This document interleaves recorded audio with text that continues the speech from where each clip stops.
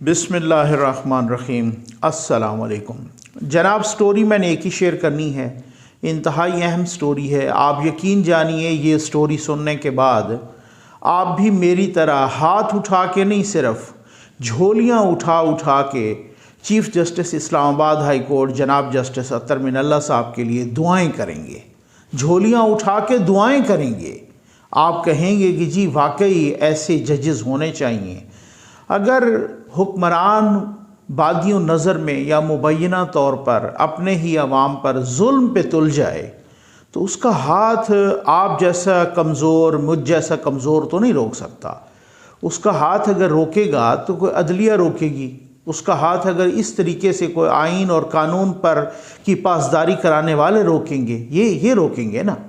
अब आप यकीन कीजिए कि वो सर विंस्टन चर्चिल का वो जो जुमला कि जब उन्होंने अपने रफ़क़ा से कहा था कि क्या हमारी अदालतें इंसाफ कर रही हैं, जब एक मौके पे लगा ना कि हिटलर जंग कहीं पासा पलट न दे, तो उन्होंने पूछा कि क्या हमारी अदालतें इंसाफ कर रही हैं। उनके रफ़क़ा एक लम्हे के लिए हैरान हुए कि भाई अदालतों के इंसाफ और जर्मनी के साथ जंग में रब्त क्या है। लेकिन आज मेरा पुख्ता यकीन हो गया कि उन्होंने कहा जी हाँ इंसाफ कर रही हैं। उन्होंने कहा बेफिक्र रहें, फिर हम जंग नहीं हारेंगे। तो जिस मुल्क में जिस ज़मीन पर इंसाफ हो रहा हो ना, वो इसी तरह से ही है। और जस्टिस अतर मिनल्ला साहब, मैं आता हूँ उस स्टोरी पे, आज वाली पे। बड़ी मतलब एक तरह से बहुत बुरी ख़बर है हुकूमत के लिए, कप्तान साहब के लिए। और ये बुरी ख़बरों का सिलसिला वैसे भी मैंने कहा ना कि जब अल्लाह माफ़ करे गीदड़ की मौत आए तो वो शहर का ही रुख करता है। तो वो वही वाली बात है। जस्टिस साहब बहुत ही मतलब ह्यूमन राइट्स के भी चैम्पियन हैं। बहुत अच्छे फ़ैसले हैं उनके। जो मकामी इंटरनेशनल लेवल पे जो तंजीमें हैं, मिसिंग पर्सनस के हवाले से हों या ह्यूमन राइट्स के हवाले से हों, उनको बहुत सराहा है। आप यकीन कीजिए इंटरनेशनल लेवल पर जो जानवरों के से मुतल्लिक, उनके हकूक़ से मुतल्लिक जो फ़ैसले, उनकी बुनियाद पे भी जस्टिस अतर मिनल्ला साहब को बहुत सराहा गया। तो मैं कहता हूँ कि ये इस तरह के जजेस अल्लाह ताला पाकिस्तान को और भी नसीब फरमाए। और इस तरीके की, क्योंकि इस तरह से ना पाकिस्तान की नेक नामी होती है इंटरनेशनल लेवल पे भी जब हम देखते हैं। तो उस हवाले से ये केस था जनाब मोहसिन बेग साहब का। आप आज यकीन कीजिए को मुझे बहुत सारे लोगों से बात भी हुई, उन्होंने कहा कि जनाब आज की हद तक जहाँ तक हमने देखा कि हुकूमत की FIA की जितनी छतरोल हुई है ना अदालत में, तो मेरा ख़्याल है अगर कुछ भी इनमें एहसास हुआ तो दोबारा किसी के साथ ऐसा नहीं करेंगे। लेकिन मुझे जितना अदालत की कानून और आइन पसंदी, जितना जस्टिस अतर मिनल्ला साहब की आइन पसंदी उसूल परस्ती पर एतमाद है, उसी तरह से दूसरी तरफ की ढीठपन और मज़्ज़त के साथ बेशर्मी पे भी यकीन है। वो ऐसा ही करेंगे, ठीक है। खैर, उन्होंने आज FIA के क्राइम विंग के डायरेक्टर क्राइम विंग को बुलाया, बाबर बख्त कुरैशी साहब, और उनको शोकाज नोटिस भी जारी कर दिया। और बहुत कुछ उनसे पूछा, सवाल जवाब हुए, बहुत कुछ। लेकिन अतर मिनल्ला साहब ने ना एक जुमला कहा, आप यकीन कीजिए कि वो, मैं कहता हूँ कि वो जुमला सोने के पानी से लिखने के या सोने में मढ़ने के मुतरादिफ है।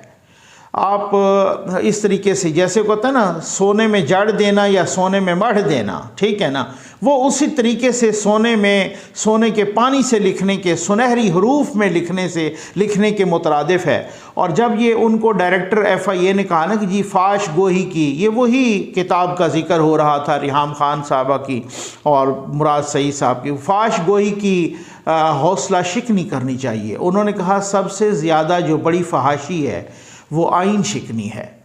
आइन पर अमल न करना सबसे बड़ी फहाशी है। इंसानी हुकूक की पासदारी न करना ये सबसे बड़ी फहाशी है। असल में उन्होंने ऑलरेडी, हाई कोर्ट ने भी और सुप्रीम कोर्ट ने भी मना किया FIA को कि आप ऐसा ना करो। मुतादिद सहाफ़ियों के वक्त, चाहे वो मोतिउल्लाह जान साहब हों, चाहे वो जो है ना असतूर साहब हों, चाहे वो दूसरे सहाफ़ी हों, चाहे कोई और हों, औरों को भी बहुत सारे इस तरह से नोटिस आए, कुछ की इस तरह से गिरफ़्तारियों का करने लगे। तो मना किया गया कि आप ऐसा नहीं करें। आप इस तरीके से ये जो आज़ादी इजहार राय है, इसकी बुनियाद पे आप किसी को ना डेफेमेशन की बुनियाद पे, और अतर मिनल्ला साहब से जब सुनते हैं तो बहुत सारे नॉलेज में भी इजाफा होता है, नो डाउट। और मैं ख़ुद चूँकि कानून का तालिब इल्म हूँ, लॉ ग्रेजुएट हूँ, तो इस हवाले से भी कि अफ्रीकी ममालिक तक वो कह रहे हैं कि जो डेफेमेशन के लाज हैं उनको जुर्म से निकाला जा रहा है। ठीक है, वो डेफेमेशन यानी कि फौजदारी जराइम से उनको निकाला जा रहा है और आप उनको जुर्म के ज़ुमरे में डाल रहे हैं।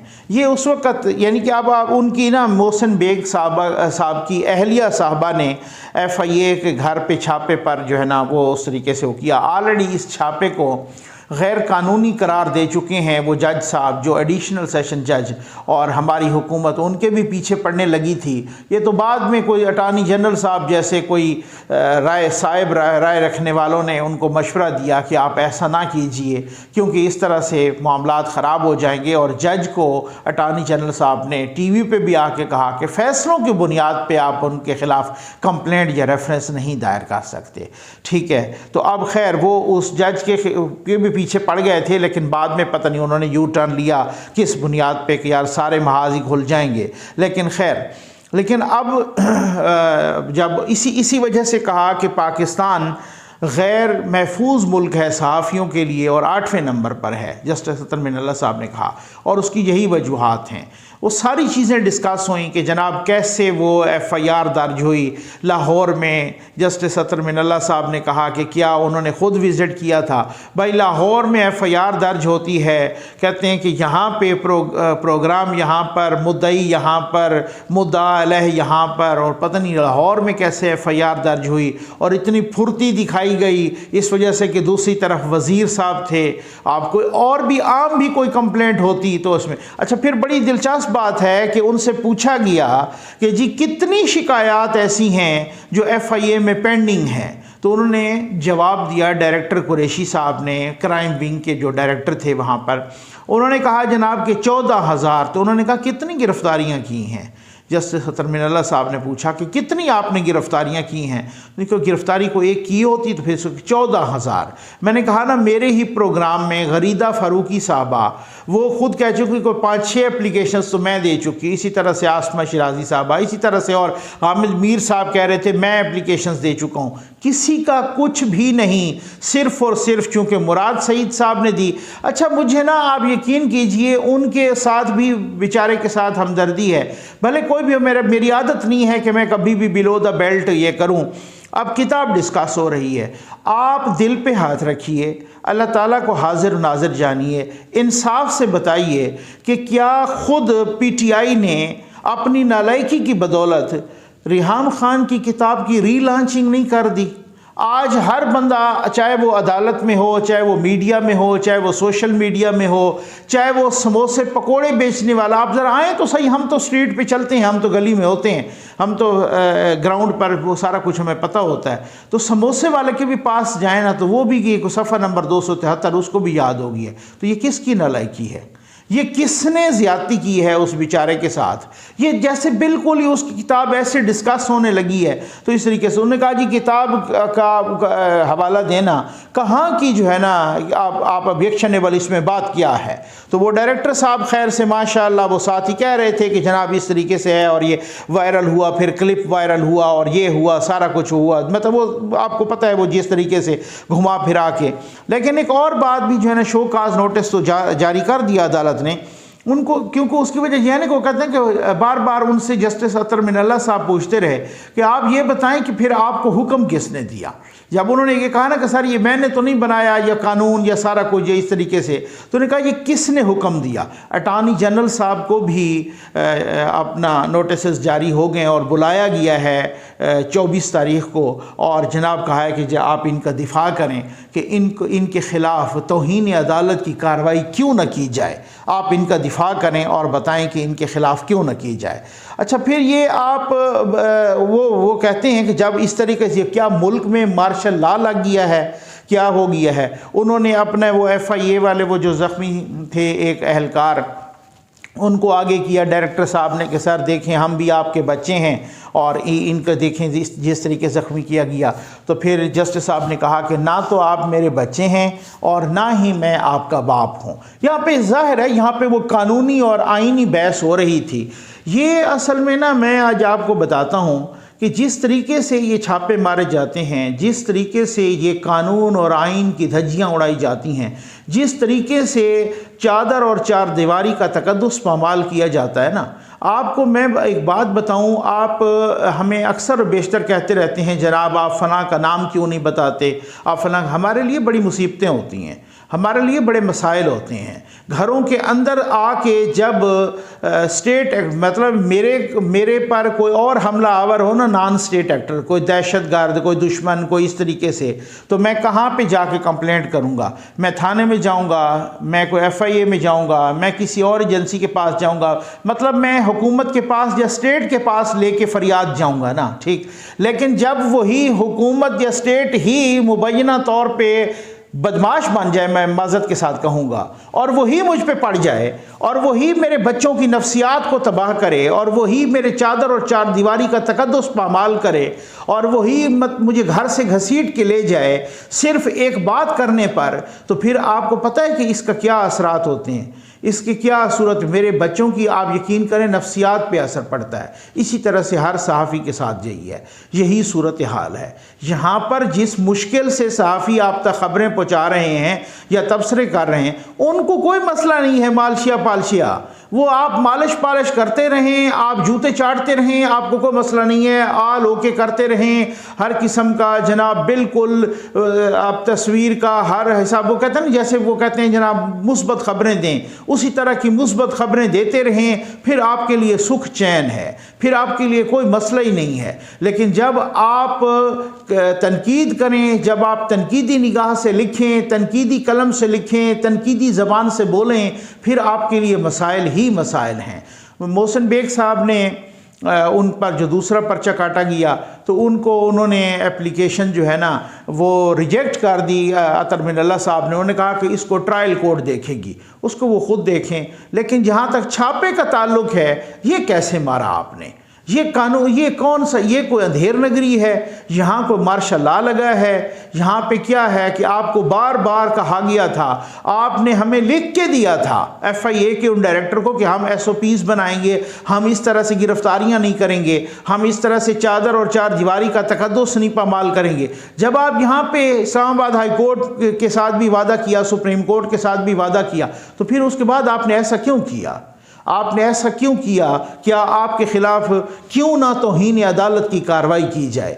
तो बात ये होती है कि वो अपना पहले एडिशनल सेशन जज ने भी कहा कि छापा गैर कानूनी है, और ये भी अगर इस्लामाबाद हाई कोर्ट भी उसी तरीके से छापा। अब उनके जो वकील हैं सरदार लतीफ़ खोसा साहब, उन्होंने बहुत ही इम्पॉर्टेंट पॉइंट उठाया और वाकई ठीक बात है उनकी। वो कहते हैं कि जी अगर ये छापा गैर कानूनी है और अगर छापा ये ना लगता तो फिर ये अगली कोई बात भी ना होती, ना लड़ाई भिड़ाई होती, ना कोई फायरिंग होती, कुछ भी ना होता। बिल्कुल बात ठीक है। अगर आप किसी के घर में इस तरीके से ऊधम ना मचाएं और आप किसी के घर में इस तरीके से स्टेट एक्टर्स जो मेरे मुहाफिज हैं, अब इसी तरह से जस्टिस अतर मिनल्ला साहब ने फरमाया ना कि क्या FIA ये VVIP या VIPs या जो पब्लिक ऑफिस होल्डर हैं उनकी साख बचाने पे लगी हुई है। मतलब मैं अगर कोई कंप्लेंट करूं तो वो उस कंप्लेंट को कुछ भी कोई फ़र्क नहीं पड़ता।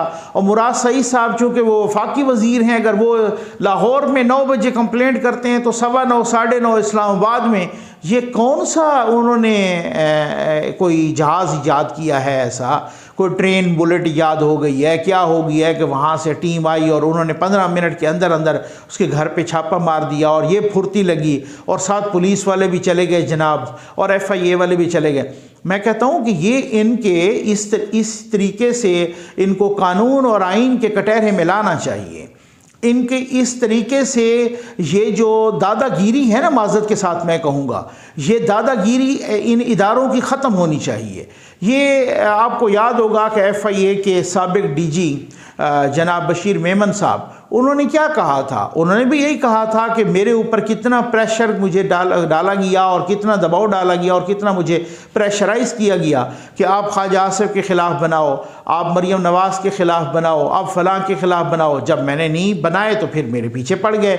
और यहाँ तक कि उनको ये भी कहा गया, उनके बकौल वो कहते हैं कि मुझे कहा गया कि जस्टिस काजी फ़ाइज़ के ख़िलाफ़ भी आप मुकदमा को बना के दो। तो मैंने कहा जी ये तो हमारा डोमेन ही नहीं है, आप क्या कह रहे हैं? वो सुप्रीम कोर्ट के इतने सीनियर जज हैं, सर्विंग जज के ख़िलाफ़ हमारा डोमेन ही कोई नहीं है, हम कैसा मुकदमा बनाएं और क्या करें कि ये आप मुझे क्या बात कर रहे हैं? तो यहाँ पर हालत ये है कि अगर ऐसा ही है तो फिर तो अल्लाह ही हाफिज़ है ना, कि फिर तो इसका मतलब ये है कि वो हिटलर वाली जो सोच इस तरीके से घुस गई है जहन में कि आप पीका के ज़रिए, भाई आप पीका के ज़रिए मुल्क नहीं चला सकते। पीका के आर्डिनेंस के तब्दीलियां करके, पीका तरमीमी आर्डिनेंस ला के मुल्क नहीं चलाया जा सकता। इस तरीके से ना किसी की इज़्ज़त की जा सकती है, ना किसी का जो है ना इस तरीके से कानून और आइन पर चलाया जा सकता है। जब आपके अपना सोशल मीडिया सेल जिस तरीके की पगड़ी उछाल रहा हो, ना वो जजों को देखे, ना वो सहाफ़ियों को देखे, किसी को ना देखे, सिर्फ़ और सिर्फ, तो मैं समझता हूँ आप यकीन कीजिए कि आज की समाअत के बाद जिस तरीके से जस्टिस अतन मिनल्ला साहब ने बातें की हैं ना, ये इनको अदालतें अगर लगाम डालें तो डालें, अदरवाइज़ एक आम से आदमी और शहरी की तो हिम्मत नहीं है कि जहां हुक्मरान मुबैना तौर पे इस तरीके से जुल्म पे उतर आए तो फिर उसका हाथ कौन रोकेगा? फिर उसका हाथ मैं तो नहीं रोक सकता, सहाफ़ी तो नहीं रोक सकता, एक लेमैन तो नहीं रोक सकता। यही अदालतें, अल्लाह करे इसी तरह की अदालतें आज़ाद हों, अल्लाह करे इसी तरह के जजेस पैदा हों, अल्लाह करे इसी तरीके से। और मैं ये नहीं कह रहा, आप यकीन कीजिए, मैं ये नहीं कह रहा कि कोई कप्तान की हुकूमत हो, तो मैं कहता हूँ नून लीग की हुकूमत हो तब भी इसी तरह के जजेस को अल्लाह ताला और भी लंबी ज़िंदगी दे और हिम्मत दे और इसी तरह की अदालतें हों। चाहे कोई पीपल्स पार्टी की हुकूमत हो, चाहे कल को किसी और पार्टी की हुकूमत हो, चाहे कल को कुछ भी हो जाए, लेकिन अगर हमारी अदालतें इसी तरीके से आइन, कानून और इंसाफ पर चलती हो, इंसाफ के मुताबिक, कानून के मुताबिक, आइन के मुताबिक फ़ैसला देती हो और इंसाफ करें, तो मैं एक बड़ी हिम्मत बन जाती है यार। आप यकीन कीजिए कि एक सर फ़ख्र से बुलंद हो जाता है कि यार हमारे भी ऐसे जजेस हैं कि जो बता रहे हैं, जो खड़े हुक्मरान या हाकिम वक्त के सामने खड़ा होना इतना मजाक नहीं होता। लेकिन वो जो लोग जो हैं, इसका मतलब ये है कि कुछ ऐसे जजेस भी हैं कि माज़रत के साथ जो जिनकी ना कोई फ़ाइलें हैं, जिनकी ना कोई कमज़ोरियां हैं, जिनकी ना बहुत कुछ इस तरीके से, सिवाय इसके कि सोशल मीडिया पर उनके ख़िलाफ़ इस तरह की गंदी और गलीज़ मुहिम चलती रहती है। कुछ FFL बैठ के यूट्यूब पे भी वीडियोस करते रहते हैं, लेकिन इससे कोई फ़र्क नहीं पड़ता उनके ख़िलाफ़ कुछ भी। उनके हाथ इतने साफ़ हैं, उनका दामन इतना साफ़ है। फ़ख्र है जनाब, मैं कहता हूँ जस्टिस अतन मिनल्ला साहब जैसे जजेस पर। उम्मीद है आपको वीडियो पसंद आई होगी। आपका बहुत बहुत शुक्रिया।